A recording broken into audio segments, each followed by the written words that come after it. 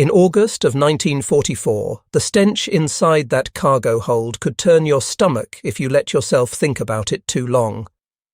Salt from the ocean spray mixed with diesel fumes and the particular smell of human bodies packed together without proper ventilation, 84 women breathing the same recycled air for days on end. Greta Mueller had wedged herself into a corner where the hull met the floor, her spine pressed against metal that stayed cold no matter how warm the air got, and she kept her knees pulled up tight against her chest. Hidden there, tucked between her ribs and the rough fabric of her uniform, was a photograph she had no business keeping. Just a small square of paper, but it carried more weight than anything else she owned. The whispers never stopped down there in the dark.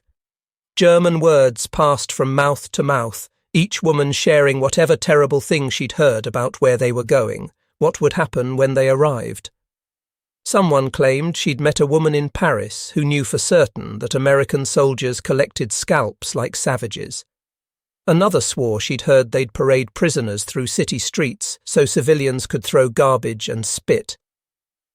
A third voice insisted the key was staying silent, never letting them know you understood English, because that would mark you as a spy and they'd execute you without hesitation. Each warning fed the next, building a picture of what awaited them that grew more horrifying with every retelling. Greta kept one palm flat against her sternum, feeling the sharp corner of that photograph digging into her skin through the thin material. Annalise. Her daughter was 8 years old now, assuming she'd made it through the winter safely with her grandmother. Dark braids that Greta used to plait every morning before school. A gap between her front teeth that made her smile look mischievous, even when she was being serious. The last time Greta had actually held her child was 18 months back, before the Wehrmacht needed auxiliary transport drivers in France, before the Allies started pushing east, before everything that had seemed permanent and certain revealed itself to be nothing but smoke dispersing in wind. The ship made noises that Greta had never heard before, metal grinding and groaning as it forced its way through Atlantic swells. She'd never been on anything larger than a river barge before this journey. Never imagined she'd cross an entire ocean like cargo being shipped, like an object instead of a person, like an enemy instead of a mother who just wanted to go home. The propaganda posters back in Germany had shown American soldiers with exaggerated features that made them look barely human. Cruel mouths always twisted in sneers, hands drawn too large and grasping, eyes that held nothing but predatory hunger. Barbarians who understood nothing of European civilization, who would treat captured Germans the way they treated everything else in their path, with violence and contempt and casual cruelty. Beside Greta sat a younger woman named Liesel, all sharp angles and rigid conviction, who leaned close enough that Greta could feel her breath. Whatever you do, don't show them weakness when we get there. They're like dogs, they can smell weakness and they'll tear you apart for it. Greta nodded because it seemed easier than arguing, but she'd learned something in 3 years of total war. The ones who talked the most about staying strong and not showing fear were usually the ones most terrified underneath all that posturing. The ship's horn sounded somewhere above them, a low, mournful note that seemed to vibrate through the hull itself. All around the cargo hold, women shifted, murmured to each other, reached out to clutch hands in the darkness. After 2 full weeks at sea, breathing stale air and eating whatever minimal rations they were given, they were finally arriving somewhere. Greta's heart hammered so hard against that photograph that she worried it might somehow damage the image, wear away Annalise's face through sheer percussion. When they finally brought the prisoners up onto the deck, the heat slammed into Greta like a physical blow. Texas, that's what the guards had said. The word itself meant absolutely nothing to Greta except distance, an impossible gulf of ocean and land between herself and everything she'd ever known. Armed soldiers lined the dock where the ship was mooring, but their weapons hung loose and casual from their shoulders. Nobody was snarling or shouting. Nobody had their rifles raised and ready. They were just young men in olive-coloured uniforms watching the prisoners disembark with expressions that Greta couldn't quite interpret. Some looked curious, some looked bored. None of them looked hateful, and that unnerved her more than violence would have. She'd prepared herself for hatred. She didn't know what to do with indifference. Camp Como spread out behind chain-link fencing that glinted in the brutal Texas sun.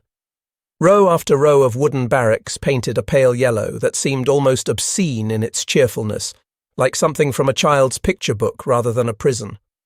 Real buildings with actual walls and roofs, not muddy trenches or bombed-out ruins full of rubble and unexploded ordnance. Greta felt her throat go tight. This had to be temporary, just a holding area where they'd wait before being transferred to the real punishment, whatever form that would take. They marched through the gates in a column of silence. Nobody spat at them, nobody shouted insults or threw things. The American guards simply directed them forward with economical gestures and minimal words, maintaining professional distance. Inside a processing building that smelled of fresh paint and floor wax, the prisoners were separated into smaller groups. Greta found herself standing in front of a folding table where an American woman sat with a clipboard and an expression of bone-deep tiredness. The woman wore a Red Cross uniform, and when she looked up, her face struck Greta as unremarkable. Thin features, drawn skin, dark circles under her eyes that spoke of too many long shifts without proper rest. But her gaze was direct and somehow kind. She said something in English that moved too fast for Greta to catch even the general meaning. Then she switched to German, speaking it carefully with a slight accent that softened the harder consonants. Name? Greta's voice came out rougher than she'd intended when she answered. Müller. Greta Müller. The Red Cross woman wrote it down in neat script. Date of birth? Greta answered automatically, reciting numbers while her mind stayed focused on keeping that photograph hidden and secure.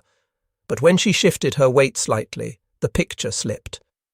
Just a fraction of movement, just enough. It tumbled out from inside her sock and landed face up on the concrete floor. Time seemed to slow down until Greta could count her own heartbeats. She stared at Annelise's face looking up from the ground, completely vulnerable and exposed. Her breath stopped in her chest. This was it, the moment everything would fall apart. They'd confiscate the photograph, question her about why she'd hidden it, use it somehow as leverage or punishment. The American woman whose name tag read Ruth bent down smoothly and picked up the photograph, holding it carefully between her fingers like it was something precious rather than contraband. She studied the image of the little girl with dark braids for what felt like an eternity, while Greta's entire body went rigid with dread. Then Ruth looked up, met Greta's eyes directly, and spoke in that same careful German with its soft accent. She's beautiful. She held the photograph out, offering it back. You'll see her again. Greta's hand actually trembled when she reached out to take it. The photograph felt heavier now somehow, impossible and real at the same time.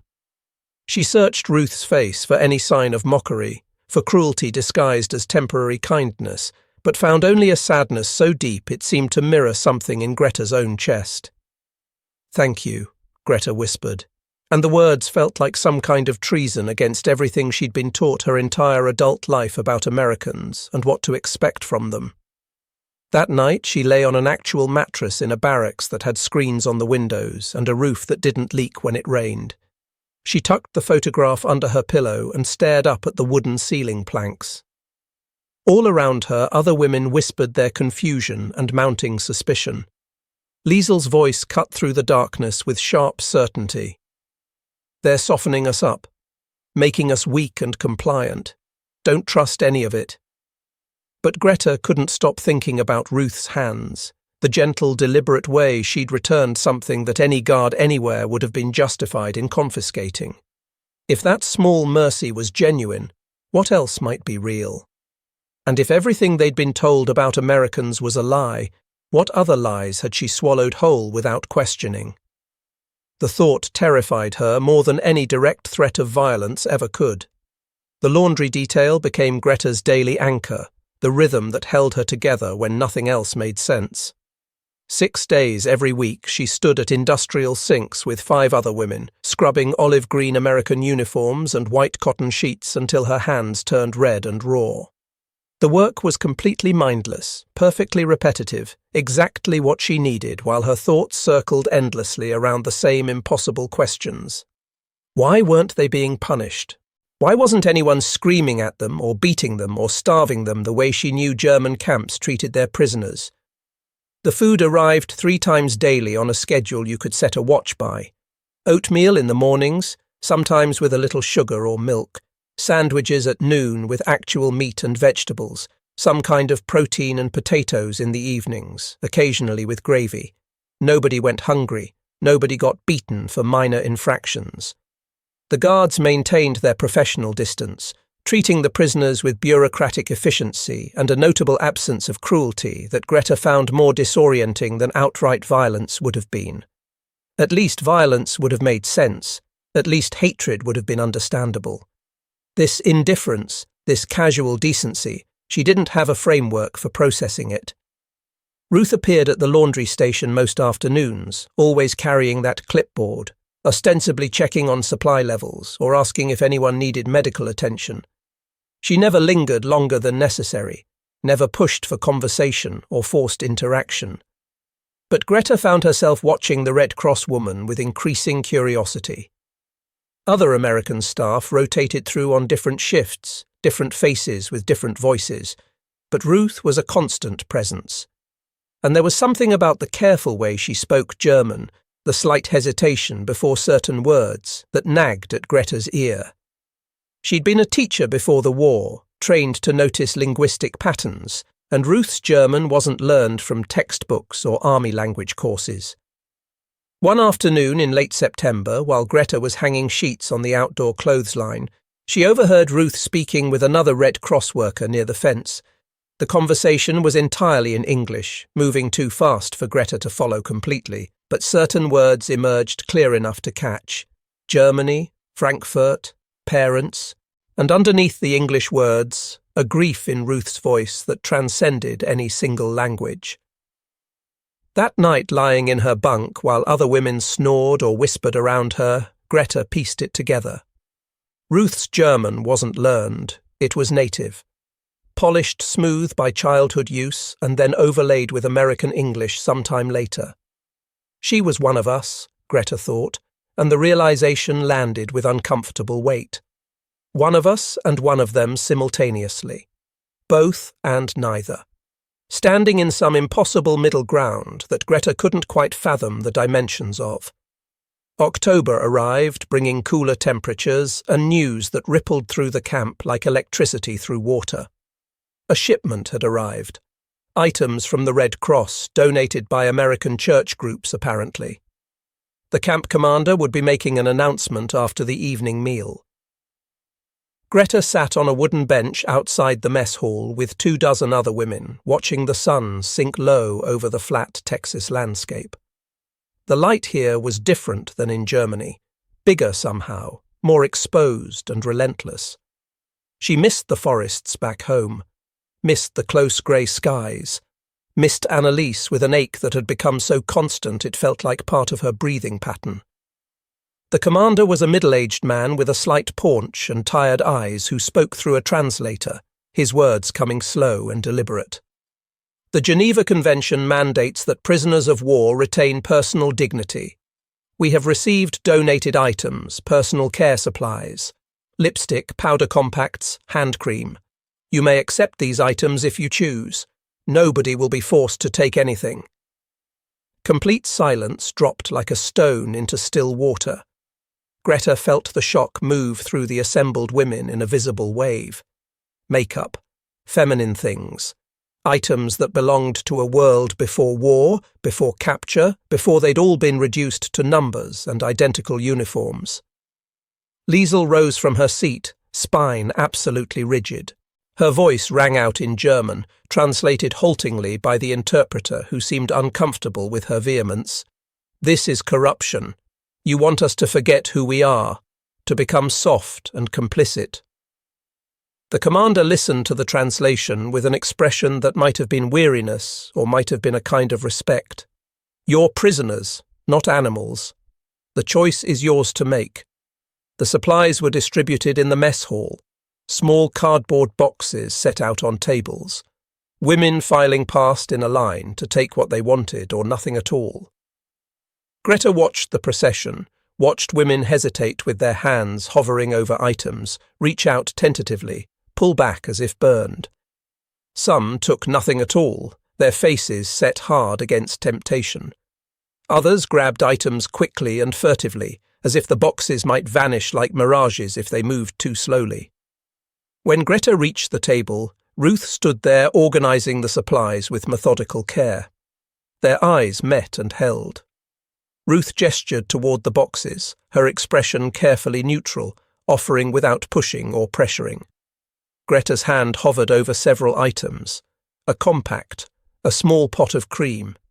Then her fingers settled on a single tube of lipstick, red but not bright, aggressive red, something deeper and more subdued, the kind of red a schoolteacher might wear on an ordinary day in an ordinary world that no longer existed. Good choice, Ruth said quietly in German. Greta closed her fingers around the tube. It weighed almost nothing but felt impossibly heavy in her palm. Why? The question came out before she could stop herself. Why do you do this? Give us these things. Ruth's expression shifted, something painful moving beneath the controlled surface. Because when we forget people are human, we create camps. She said it simply, as if it were the most obvious truth in the world, on both sides. We create camps on both sides when we forget. Greta returned to the barracks with the lipstick burning a metaphorical hole in her pocket. All around her, women argued in harsh whispers that cut through the evening air. Half had taken nothing at all, viewing the gesture as manipulation or moral weakness. The other half clutched their small treasures like lifelines to a world they'd thought was lost forever. The barracks felt fractured, split along invisible fault lines that kept widening. That night, alone in the latrine after everyone else had gone to bed, Greta unscrewed the lipstick tube with shaking hands. The mirror above the sink was cracked, distorting her reflection into disconnected fragments. She raised the tube toward her lips and paused. 3 years. 3 full years since she'd worn lipstick, since she'd attended a school assembly or walked Annalise to kindergarten like a normal mother in a normal world where such things were possible. She applied the colour slowly, carefully, watching her fragmented reflection. The face looking back wasn't prisoner number 724, wasn't faceless enemy, just a woman, 32 years old, still breathing, still here, still herself somehow. For the first time since capture, Greta came close to smiling. December brought cold that seeped through the barracks walls despite the best efforts of the heating system, and it brought news that changed absolutely everything. The camp commander announced a new policy. Prisoners could write letters home. They would be censored, of course. Every single word would be read and approved and potentially rejected. But they would actually be delivered through neutral Switzerland and the International Red Cross under Geneva Convention protocols. Greta sat on her bunk that evening with a piece of paper and a stubby pencil, staring at the blank page until her eyes burned from not blinking. Around her, other women hunched over their own letters, some writing furiously, as if afraid the opportunity might be rescinded, others frozen solid like she was. What could she possibly say? How did you compress 18 months of separation, of war, of capture and profound confusion into a single censored page that would pass through multiple sets of hands before maybe, possibly, eventually reaching your daughter? She thought of Annalise's face in that photograph, tried to imagine her at 9 years old now instead of 8. Taller, probably. Maybe the gap in her teeth had closed. Perhaps she'd forgotten what her mother's voice sounded like. The pencil trembled in Greta's grip. She wrote the address first, focusing on something concrete and actionable. Her mother's house in Bavaria, the only place Annalise would be staying. Then she began writing, each word feeling simultaneously inadequate and enormous. Dearest Annalise, the food here is plain, but there's enough of it. My bed has a real pillow. They let me write to you, which is something I never expected. I think of you every single morning when I wake up, and every night before I go to sleep. I hope you're being good for your grandmother. I hope you remember that I love you. Always, Mama. She didn't mention the lipstick. Didn't mention Ruth's unexpected kindness, or the donated supplies, or the creeping, terrifying realization that everything she'd been taught about Americans might be fundamentally wrong. Those truths were too strange, too unbelievable. They'd only worry her mother, confuse Annalise. Better to keep it simple and safe. Other women weren't quite so cautious. Greta overheard fragments of letters being read aloud for approval, some brutally honest, others carefully coded. One woman wrote about the expected terrible treatment and harsh conditions as warned, maintaining the propaganda narrative even from inside the living contradiction. Another described the mess hall food in detailed specificity, the clean water, the medical care when someone got sick, small truths that felt like treason just to speak aloud. 3 days after Greta mailed her letter, Liesel intercepted another prisoner near the latrine. The woman, Margaret, quiet and mouse-like and generally invisible, had written about kindness, about respect from the guards, about feeling safer here than she had during the last year of the war back in Germany. Liesel had somehow obtained a copy of the letter, and now she stood in the centre of the barracks waving it like evidence of profound betrayal. Listen to this. Liesel's voice cut through the evening quiet like a blade. They treat us with dignity. The Red Cross woman speaks beautiful German and remembers all our names. She practically spat the words. This is how it starts. This is how they corrupt us, make us forget what we're supposed to be fighting for. Margaret's face went absolutely white. We're not fighting anymore. We lost. We're prisoners now. We're still German. Liesel advanced toward her, and Greta saw something wild and desperate in the young woman's eyes, the same desperation that had been building for weeks underneath the surface. That lipstick, those letters, all of it. It's all designed to make us weak, to make us betray our own people. She lunged suddenly for Greta's footlocker, yanked it open before anyone could react or stop her. The lipstick tube rolled out onto the floor. Liesel snatched it up, raised her fist high like she was going to smash it against the wall or the floor. Greta moved without conscious thought, caught Liesel's wrist mid-swing. Number. For a long moment they stood locked together, Liesel shaking with fury, Greta holding firm despite her own fear. Around them other women had risen from their bunks. Some sided with Liesel, Greta could see it clearly in their faces. Others moved closer to Margaret, to Greta, forming a silent protective barrier between ideologies. It's just lipstick, Greta said quietly but firmly. It doesn't make us anything except human. Human? Liesel's laugh was jagged and broken. They gave us makeup while our country burns, while our men die in trenches and our cities get bombed into rubble. And you think that makes them good? Makes us human. I think it means we're still ourselves, Greta said. Not just numbers, not faceless enemies. Still ourselves underneath everything else. One of the older women, Frau Weber, grey-haired and steady and generally respected, stepped forward and gently pried the lipstick from Liesel's clenched grip. She handed it back to Greta with deliberate care, then turned to face the entire room. We can hate what's happened to us. We can hate this entire war and everything it's taken from us, but we don't have to hate ourselves for surviving it. The tension held for another heartbeat, then finally cracked and dissipated. Liesel stumbled back to her bunk, her face crumpling inward. Some women followed her, murmuring support and solidarity. Others returned to their letters, their small, stubborn acts of maintaining connection across an ocean that felt wider and more impossible with every passing day. That night, Greta couldn't sleep at all. She lay in the dark, listening to muffled crying from Liesel's corner, to the whispered conversations that never quite stopped even in the deepest hours. The lipstick sat in her locker, and she understood suddenly with perfect clarity what it had become. Not just colour for lips, but proof. Proof they were still women, still mothers and daughters and teachers and clerks and secretaries. Still people who deserved to exist beyond the narrow roles war had forced on them. 3 months later, in early March, when Texas was starting to warm up again, Ruth found Greta in the laundry room and held out an envelope without saying anything. International postage, Swiss stamps. Greta's hand shook so badly she almost dropped it twice. Inside was a single page in her mother's careful script, and folded within that, a drawing. Crayon on newsprint. A woman with dark hair and a smile standing in front of a house that looked like their old one.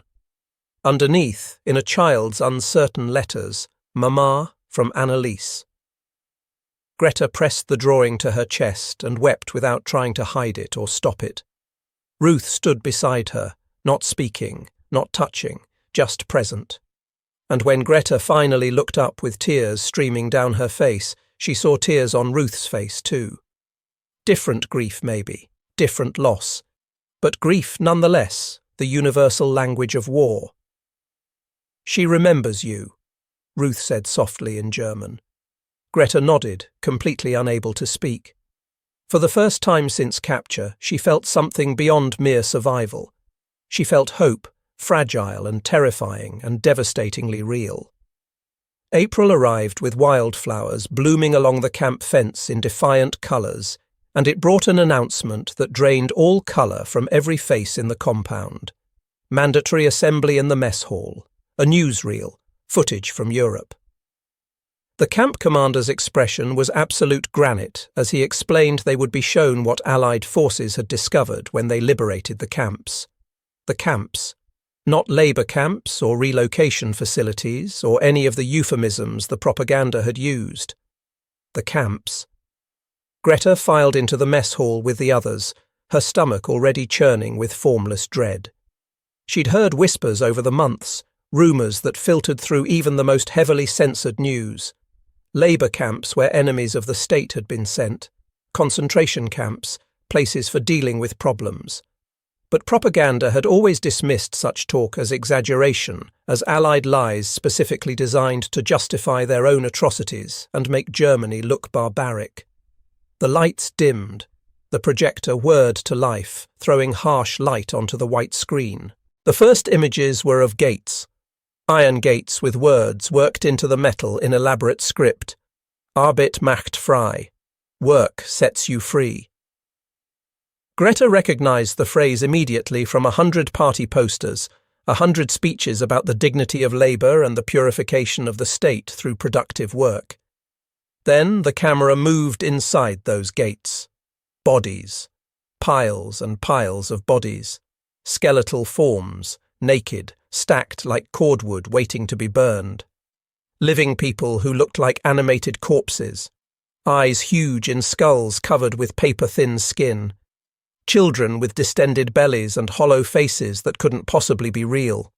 Ovens. Massive ovens with rails for sliding bodies inside. Train cars still packed with the dead, preserved by cold.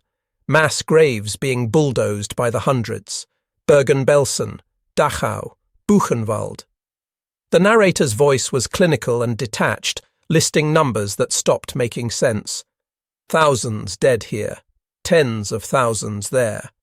The camera showed Allied soldiers openly weeping as they tried to help survivors too weak to stand on their own. Showed German civilians from nearby towns being marched through the camps at gunpoint, forced to witness what had been done in their names. Greta felt the entire room tilt and spin. Beside her, someone was actively retching. Someone else sobbed without restraint. Many women sat in frozen silence, faces slack with shock so complete it looked like catatonia. "This is Allied propaganda," a voice whispered desperately. "Staged. It has to be staged. They wouldn't. We wouldn't." But Greta couldn't look away from the screen, couldn't unsee the children's faces, the mountains of eyeglasses and shoes and human hair. The medical experiment victims with their tortured bodies. And she knew with the same bone-deep certainty she'd felt when Ruth returned her photograph that this was real. This had actually happened. Her country had done this, built these places, operated them, killed hundreds of thousands, maybe millions. The lipstick in her pocket felt obscene now. How could she accept mercy, dignity, small kindnesses when her nation had constructed factories specifically designed for mass death? When she'd believed the lies, taught them to her students, sent her own daughter to youth meetings because that's what good German mothers were supposed to do? The lights came back on. Nobody moved. The silence was absolute and suffocating. The camp commander spoke, his voice heavy with something Greta couldn't quite identify. This is what we fought against. This is why we fought. We thought you should know the truth. Greta stumbled outside into the bright Texas afternoon that seemed completely wrong, too cheerful, too ordinary. Around her, women scattered in every direction, some running blindly to the barracks, others collapsing on benches. The sound of weeping came from everywhere at once. Liesel stood near the fence with both hands gripping the chain link so hard her knuckles had gone bone white, her whole body convulsing with sobs. Not angry sobs this time, broken ones, the kind that came from a world view shattering into pieces too small and sharp to ever reassemble into anything coherent. Greta found herself at the edge of the compound, staring at nothing in particular. The wildflowers swayed in the breeze. In the distance somewhere, a mockingbird sang its complicated song. The world kept turning as if absolutely nothing had changed, but everything had changed. Everything. Ruth appeared at Greta's side without announcement, silent. They stood together for long minutes, neither one speaking. Finally Ruth's voice came out quiet and absolutely wrecked. My grandmother, my cousins, Bergen-Belsen. She stopped, swallowed hard. My parents escaped in 1938. They brought me here when I was 13 years old. I found out last week the rest of them didn't make it. Greta turned to look at her. Ruth's face was wet with tears, but her expression was somehow steady underneath all that grief. You think I don't know what you carry? Ruth continued. I carry it too. Different sides of the same war, same grief. How? Greta's voice cracked completely. How do you… She couldn't finish the question. How do you show us mercy? How do you treat us like humans after seeing that? How do you bear it? Ruth met her eyes directly. The lipstick isn't about forgetting what happened. It's about remembering you're human. Because when we forget that basic fact, when anyone forgets it, we get camps. On both sides. We get ovens and mass graves and children dying by the thousands. The words landed like stones thrown into still water, rippling outward infinitely. Greta thought about the propaganda, the systematic dehumanization, the slow, careful process of making people into things, into problems that needed solving, threats that required eliminating. And she thought about Ruth choosing, every single day, to see prisoners as women, as mothers and daughters, as human beings deserving of basic dignity. I don't deserve it, Greta whispered. Any of us. Not after that. Deserving has absolutely nothing to do with it. Ruth's voice was firm, despite her tears. Dignity isn't something you earn. It's something you choose. For yourself and for other people. That's the only way forward that doesn't lead straight back to more camps. That night the barracks was completely silent except for quiet weeping. Nobody used makeup. Nobody wrote cheerful letters. The drawings from children, the photographs of families, the small tokens of ordinary life, all of it felt impossibly tainted now. Impossible to reconcile with what they'd witnessed on that screen. Greta lay awake with the lipstick tube cold against her palm. She wanted desperately to throw it away, wanted to reject every kindness she'd received, punish herself with the same brutality her country had inflicted on millions of innocent people. But Ruth's words kept circling in her mind like birds that wouldn't land. When we forget people are human, we get camps. On both sides. Maybe mercy wasn't about deserving anything.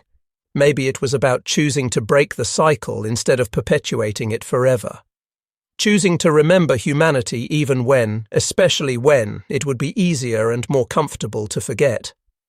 The choice felt completely impossible, and absolutely necessary, and more terrifying than anything she'd faced yet. The weeks after watching that newsreel passed in a grey fog that never quite lifted. Greta moved through her days mechanically, performing all the required actions: laundry, meals, sleep.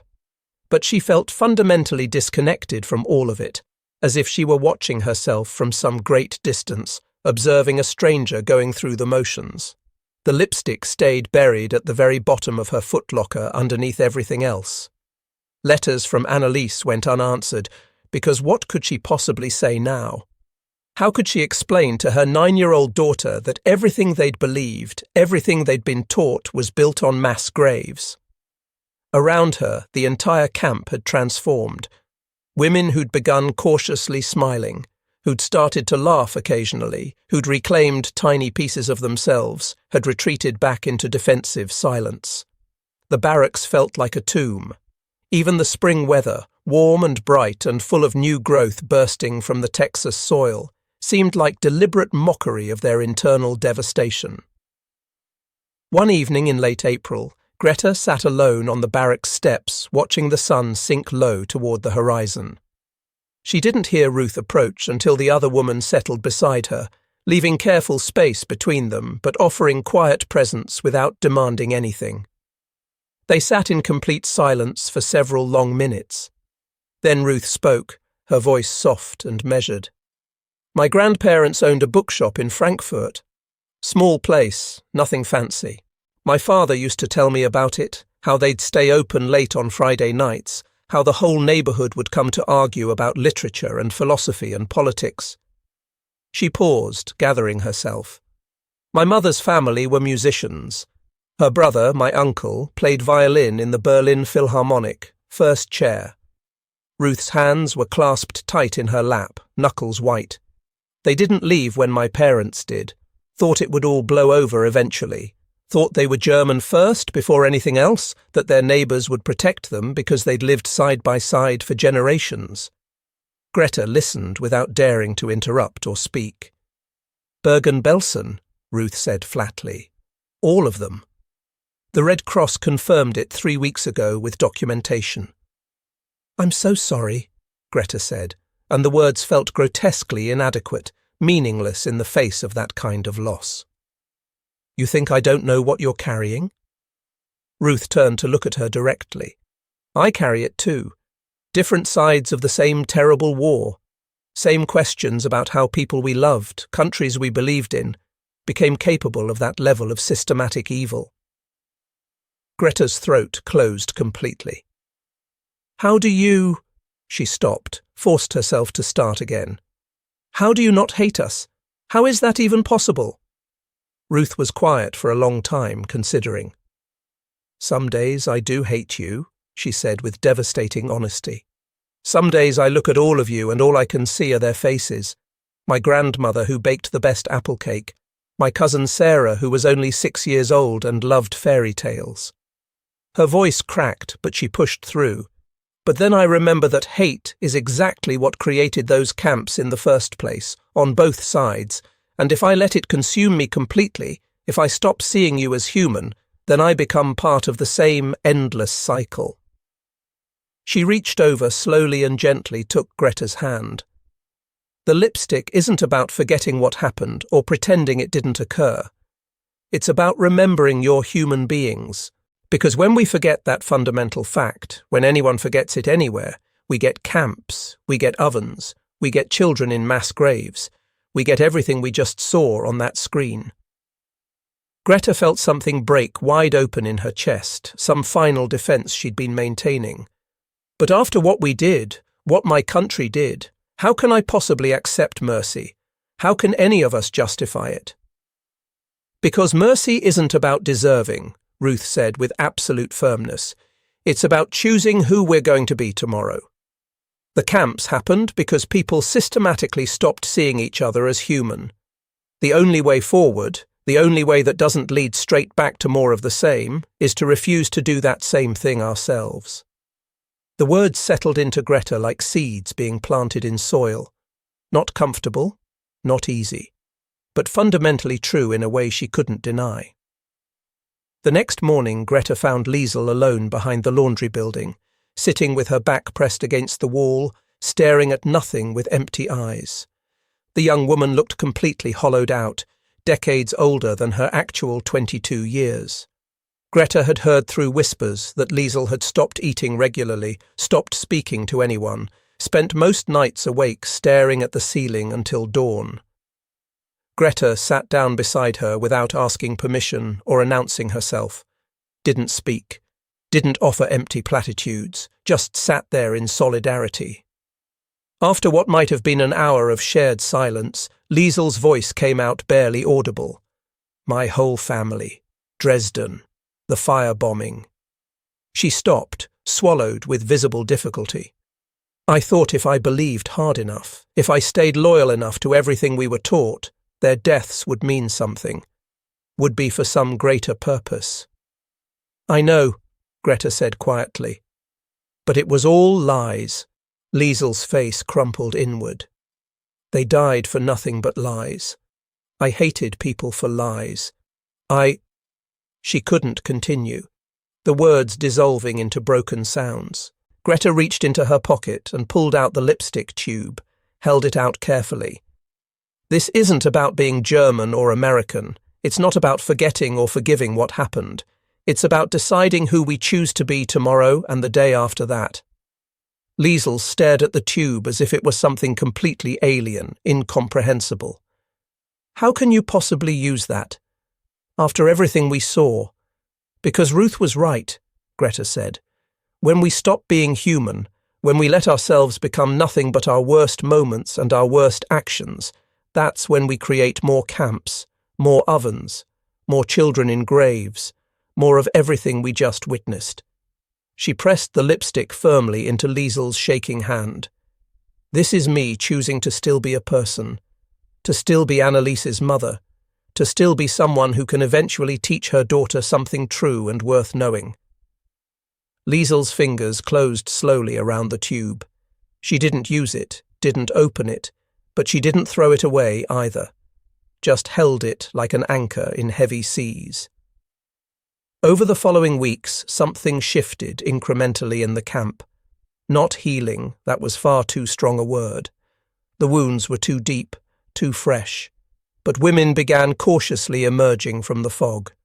They organized a small memorial service, acknowledging their own losses from Allied bombing and their families' suffering, while also acknowledging the camp's victims in the same breath. No easy forgiveness. No pretending the horror could somehow be erased or undone. Just shared grief and the tentative, terrifying recognition that they could carry both sorrow for what was done and determination not to perpetuate it themselves. On May 8th, news rippled through the camp like lightning. Germany had surrendered unconditionally. The war in Europe was officially over. Greta sat alone at a table in the mess hall and pulled out paper and a pencil. This time the words came easier, flowing from some place deep inside that had been locked tight for months. Dearest Anneliese, I want you to know the truth about everything. About the propaganda we believed without questioning. About the camps our country built and operated. About the lipstick the Americans let me keep when they could have taken it. About the mercy I didn't deserve but received anyway. I want you to grow up knowing that mercy is real even when cruelty exists. That small kindnesses matter, especially when everything else is broken beyond repair. That we have a choice every single day about who we choose to be. That's what I learned here in Texas. That's what I'm bringing home to you when I finally can. Your mother who loves you more than anything.